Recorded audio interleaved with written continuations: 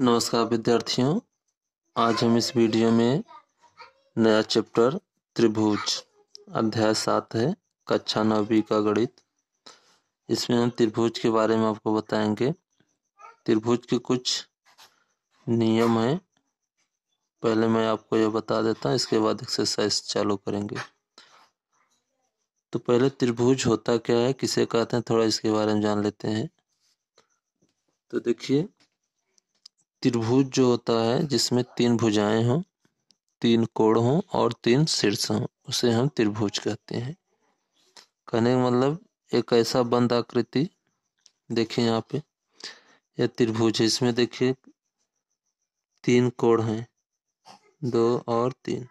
भुजा कितनी है, मैं लिख लेता हूँ ए बी सी। 3 भुजा हैं, ए बी सी और सी ए। 3 भुजा 3 कोण। और शीर्ष कितने मित्रों, देखिए एक ए शीर्ष है, एक ए शीर्ष है और एक ए शीर्ष है। तो शीर्ष कितने हो गए, 3। तो मैं इसको लिख सकता हूँ, ऐसा बंद आकृति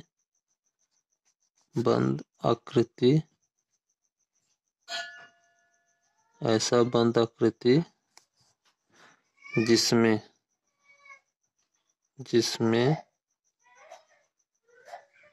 3 कोण, 3 भुजा तथा 3 शीर्ष हो, उसे त्रिभुज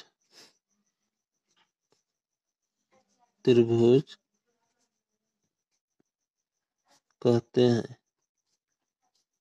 आपको समझ में आ गया होगा कि त्रिभुज किसे कहते हैं, ठीक है। इसके बाद ध्यान दीजिए मित्रों, त्रिभुज के सर्वांगसम नियम, ठीक है। तो इसमें त्रिभुज के सर्वांगसम नियम के बारे में बताएंगे। सर्वांगसम आकृतियां, ठीक है। सर्वांगसम को हम इस चिन्ह से प्रदर्शित करते हैं। सर्वांगसम क्या होता है,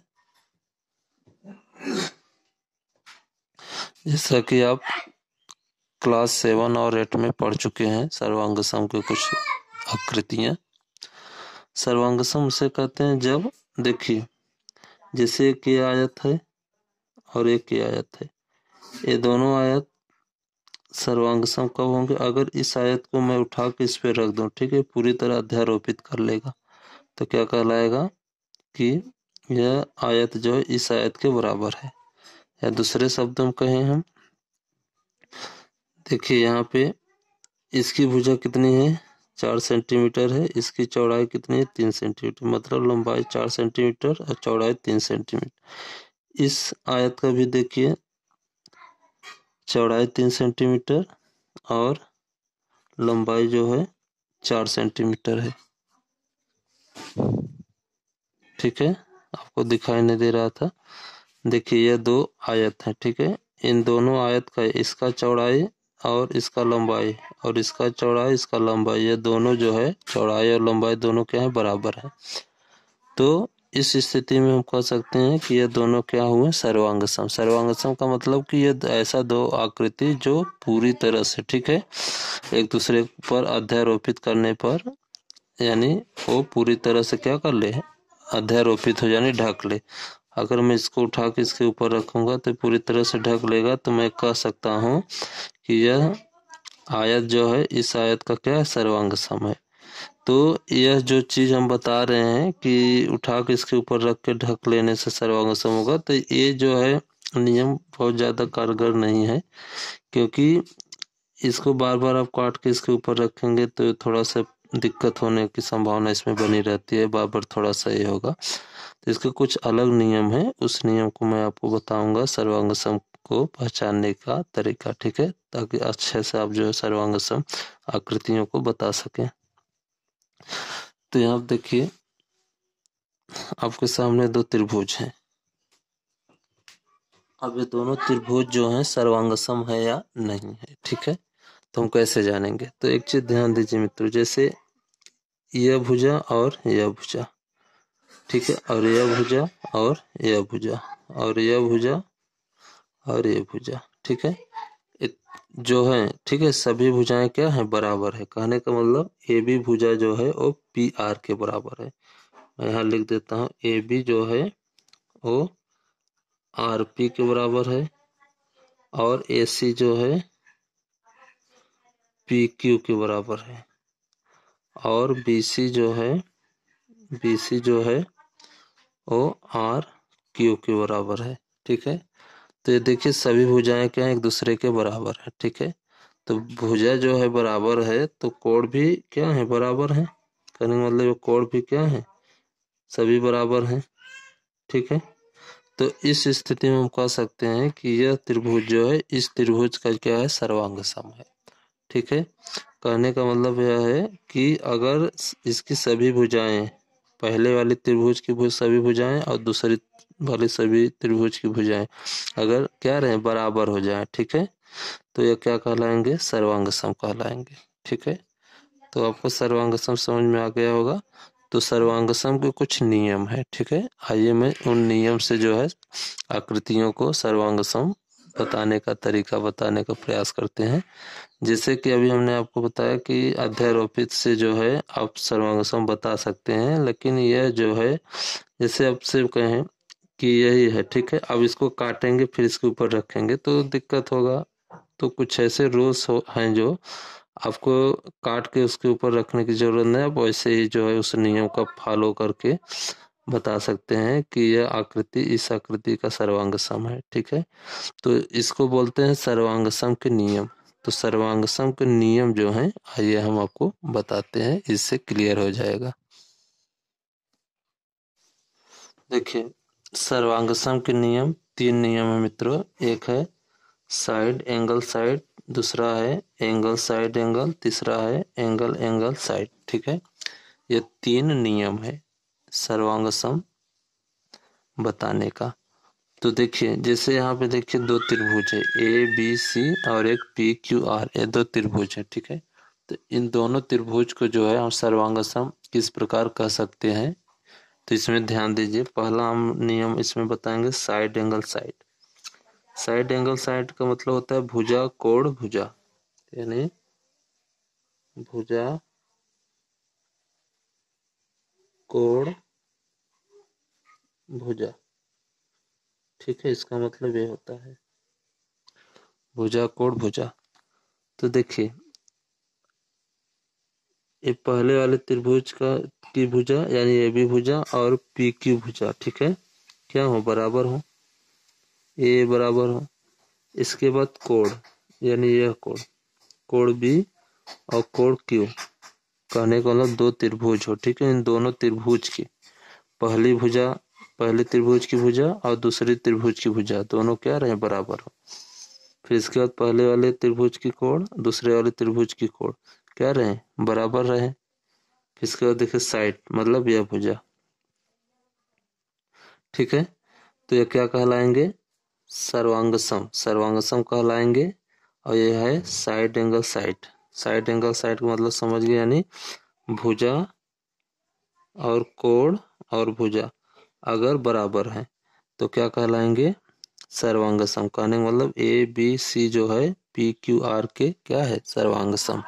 तो आपको ऐसे काट के इसके ऊपर अध्यारोपित करने की आवश्यकता नहीं पड़ेगी, यानी इन तीनों नियम का पालन करेंगे तो आपको जो है पूरे कोण माप के चेक करने की जरूरत नहीं पड़ेगी। बस केवल आप एक भुजा एक कोण और एक भुजा, ठीक है, अगर बराबर है दूसरे त्रिभुज के तो यह ए बी सी त्रिभुज जो है पी क्यू आर के क्या है? सर्वांग सम है, ठीक है। आपको समझ में आ गया होगा। तो इस हम तरह कर सकते हैं कि ए बी बराबर क्या है? पी क्यू भुजा के, ठीक है। इसके बाद कोण बी बराबर है कोण क्यू के। इसके बाद बी सी बराबर है क्यू आर भुजा के। ठीक है, तो यह जो है बराबर है। ठीक है, तो यह बराबर, इसका एक नियम होता है, यहाँ पे मैं बता देता हूँ आपको। CPCT, CPCT का मतलब कॉन्ग्रुएंट पार्ट्स कॉन्ग्रुएंट ट्रायंगल, यानी संगत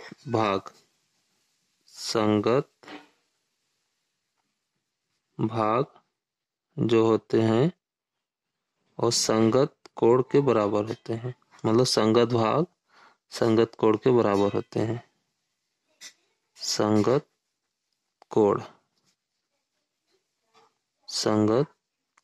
ठीक है, संगत भाग संगत कोण। तो संगत भाग क्या हुए, जैसे AB भाग जो है PQ के बराबर है। ठीक है, और संगत कोण मतलब कोण B जो है कोण Q के बराबर है, इसलिए CPCT हुआ। ठीक है, तो CPCT जो है लिखा रहता है, इसको लिखते हैं। ठीक है, तो आपको पहला जो है SAS यानी साइड एंगल साइड आपको समझ में आ गया होगा। ठीक है, इसके बाद दूसरा है मित्रों angle side angle. Angle side angle,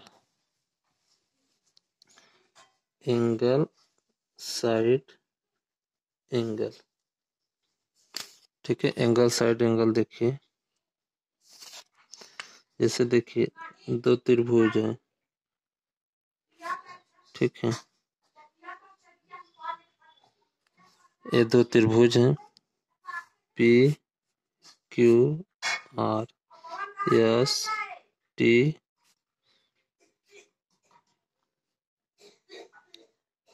चलो मैं यहाँ लिख देता हूँ। अब देखिए एंगल साइड एंगल कहने का मतलब यह कोण और यह भुजा, यह कोण और यह भुजा। ठीक है, फिर इसके बाद एंगल यानी यह कोण और यह कोण।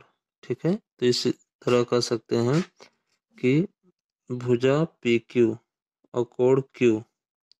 ठीक है, तो यह भुजा जो है ये ST भुजा के बराबर है, कोण Q जो है कोण T के बराबर है, और कोण R जो है कोण N के बराबर है। ठीक है, तो एंगल साइड एंगल से ये क्या हो जाएंगे, यह त्रिभुज इस त्रिभुज के सर्वांग सम है।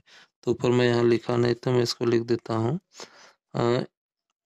यहाँ पे त्रिभुज ABC सर्वांग सम PQR।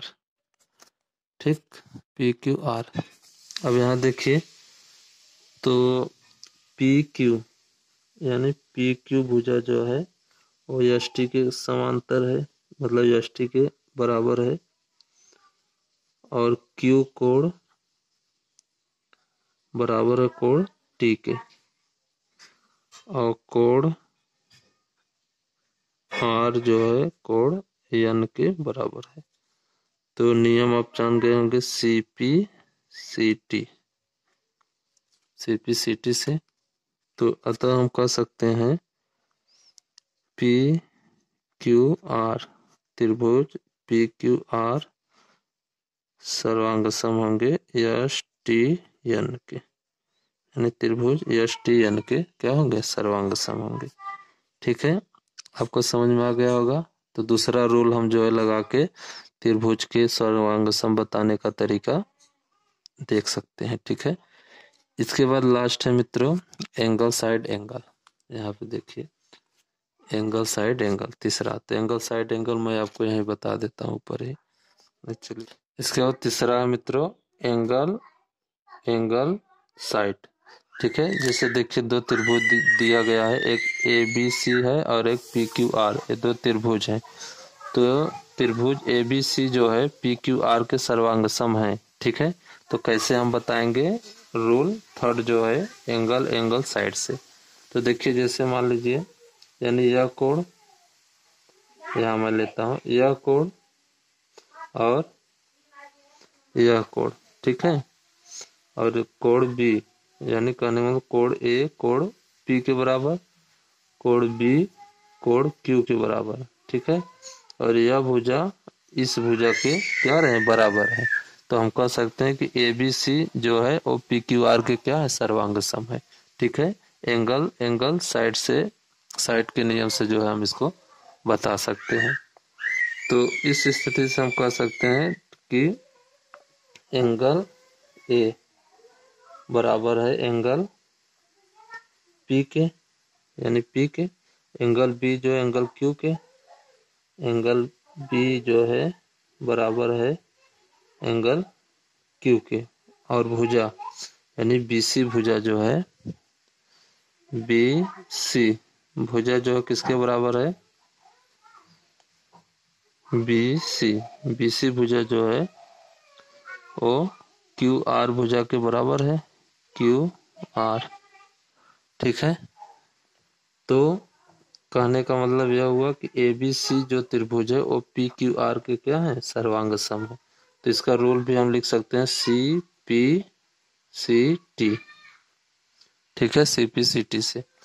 तो देखिए त्रिभुज ABC सर्वांग सम हो जाएंगे PQR के। ठीक है, तो इसको काट के अध्यारोपित करने की जरूरत नहीं पड़ेगी आपको। यह जो 3 नियम मैं आपको बताया, इसी 3 नियम के अनुसार जो है त्रिभुज को आप बता सकते हैं कि पहला त्रिभुज जो है दूसरे त्रिभुज का सर्वांग सम है या नहीं है। ठीक है, तो आपको समझ में आ गया होगा। अब इसके बाद मित्रों जो है हम आगे आपको बताएंगे, अगले प्रश्न एक्सरसाइज चालू करेंगे अगले वीडियो में। धन्यवाद।